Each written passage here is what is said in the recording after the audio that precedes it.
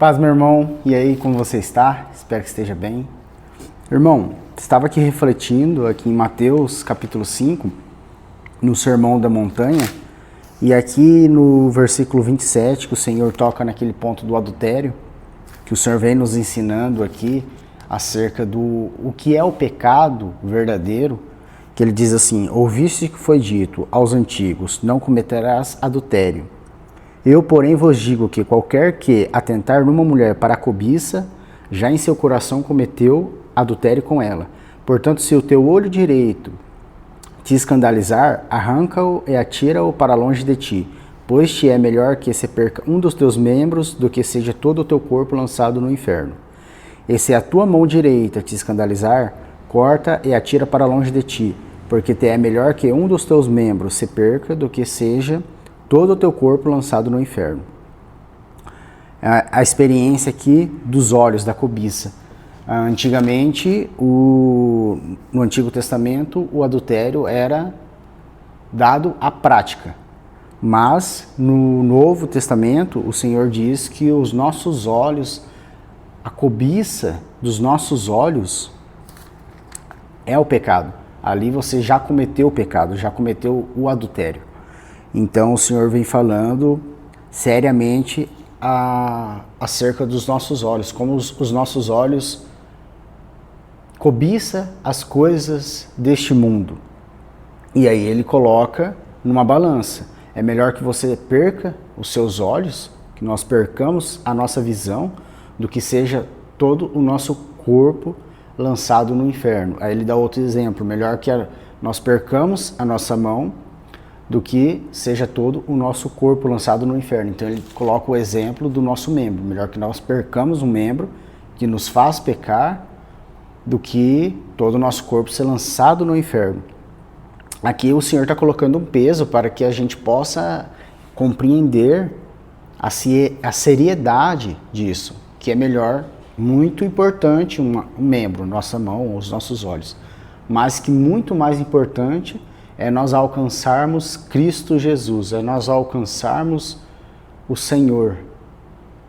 Então ele coloca essa balança. E refletindo nessa experiência aqui, aí até cheguei a conversar com o irmão, né, refletindo como que muitas das vezes não somos obedientes ao Senhor, muitas das vezes não obedecemos ao Senhor. E essa questão dos olhos, né? Hoje há tantas coisas que chamam a atenção do cristão, não colocando apenas sobre o adultério, mas outras tantas coisas, que os nossos olhos cobiçam isso, e que esse ato, o Senhor já coloca que já é o pecado, porque aí entra o irmão compartilhou comigo, falando que mesmo nós colocarmos em prática essa questão, mesmo que nós tirássemos os nossos olhos, nós percamos a nossa visão, para que assim não pequemos diante do Senhor, mesmo assim, sem os nossos olhos, sem a nossa visão, nós cometeríamos o pecado, porque já vimos uma vez. Então, mesmo que nós não vemos mais, nós sabemos, na nossa mente, tem a imagem daquilo. Então, se a nossa mente tem a imagem e cai no nosso coração, ali aconteceu o pecado. Porque tem o versículo que diz que o nosso coração é a fonte da vida. Se o meu coração, se caiu no meu coração, ali nós já pecamos diante do Senhor. Em Mateus capítulo 6, versículo 22. A candeia do corpo são os olhos, de sorte que, se os teus olhos forem bons, todo o teu corpo terá luz. Se, porém, os teus olhos forem maus, o teu corpo será tenebroso.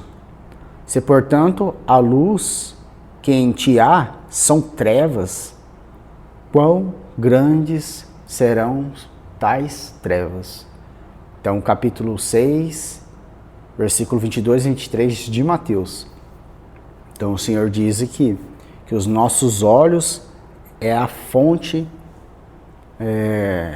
do corpo. Se nossos olhos forem maus, tão quão tenebroso será o restante do nosso corpo. Então nós temos o entendimento que o pecado começa no nosso coração, porque lá em Mateus, que o Senhor vem dando o sermão do monte, mesmo que nós colocássemos em prática, se nós não tivéssemos os nossos olhos, mesmo assim nós já vimos aquilo um dia. Então, nosso coração cobiçaria e assim pecaríamos também diante do Senhor. Então, qual a conclusão que nós tiramos? Lá em Provérbios, capítulo 4, versículo 23, diz assim: o coração deve ser protegido, pois procede as fontes da vida. Então, nosso coração que deve ser protegido, o nosso coração deve ser colocado, nós devemos colocar em prática a obediência do Senhor, porque não temos outra solução acerca do pecado, ao pecado e à obediência do Senhor. Só pela obediência que somos libertos, livres do pecado. Quando decidimos obedecer ao Senhor. O Senhor não requer de nós sacrifícios. Então, se pecamos, se estamos em alguma dificuldade diante do Senhor, não adianta que eu perca o meu membro, que eu perca a minha mão, que eu arranque a minha mão fora. E eu lendo ali e meditando, eu falei: Senhor, mas será que o Senhor está trazendo mesmo essa experiência que é melhor que nós percamos um membro para que assim nós não venhamos a pecar diante do Senhor? Mas não. O Senhor não requer sacrifícios de nós, nenhum sacrifício de nós. O Senhor requer a nossa obediência. Então, colocando o olho como um exemplo, mesmo que percamos os nossos olhos, ainda assim, a cobiça, a imaginação, nós pecaríamos diante do Senhor. Então, o Senhor requer obediências de nós. Obediência minha, obediência sua. Em 1 Samuel, capítulo 15, versículo 22, diz assim: porém Samuel disse: tem porventura o Senhor tanto prazer em holocaustos e sacrifícios, como em que se obedeça a palavra do Senhor? Eis que obedecer é melhor que sacrificar, e o atender melhor é do que a gordura de carneiro. Então o Senhor vem trazendo aqui que Ele requer de nós a obediência. Então todos os dias, irmãos, estamos na luta para obedecer. E nós mesmo sempre tendemos a não obedecer ao Senhor, a seguir as nossas vontades, a seguir os nossos próprios caminhos. Mas devemos permanecer obedientes ao Senhor. Porque assim que permanecemos obedientes ao Senhor, o Senhor vai nos dando graça. Nós começamos a praticar a obediência do Senhor em aspectos pequenos na nossa vida, no nosso dia a dia. E assim vamos crescendo, obedecendo cada vez mais e passando até mesmo por aquela questão que é tão difícil para nós, que nós pelejamos para obedecer e ainda pecamos, mas chegará naquele dia que o Senhor nos dará graça pela prática da nossa obediência. Chegará aquele dia que nós passaremos por aquele obstáculo e obedeceremos o Senhor. E o Senhor nos fortalecerá, Cristo nos encherá do seu Espírito Santo. E como praticar a obediência no nosso dia a dia?